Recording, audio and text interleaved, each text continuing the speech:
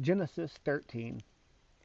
Abram went up from Egypt to the Negev, he, his wife, and all he had, and Lot with him.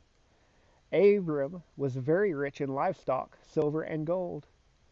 He went by stages from Negev to Bethel, to the place between Bethel and Ai, where his tent had formerly been, to the site where he had built the altar, and all Abram called on the name of the Lord there.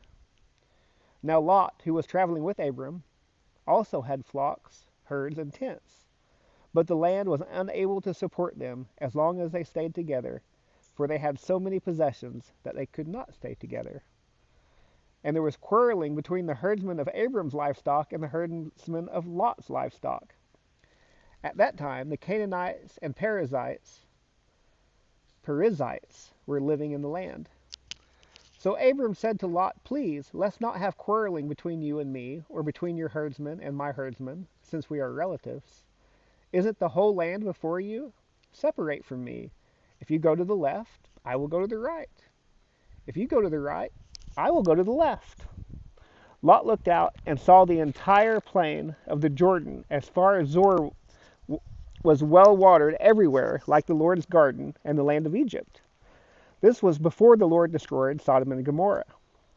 So Lot chose the entire plain of the Jordan for himself. Then Lot journeyed eastward, and they separated from each other. Abram lived in the land of Canaan, but Lot lived in the cities on the plain, and set up his tent near Sodom. Now the men of Sodom were evil, sinning immensely against the Lord. After Lot had separated from him, the Lord said to Abram, "Look, from the place where you are, look north and south, east and west, for I will give you and your offspring forever all the land that you see. I will make your offspring like the dust of the earth, so that if anyone could count the dust of the earth, then your offspring could be counted. Get up and walk around the land, through its length and width, for I will give it to you." So Abram moved his tent and went to live near the oaks of Mamre at Hebron, where he built an altar to the Lord.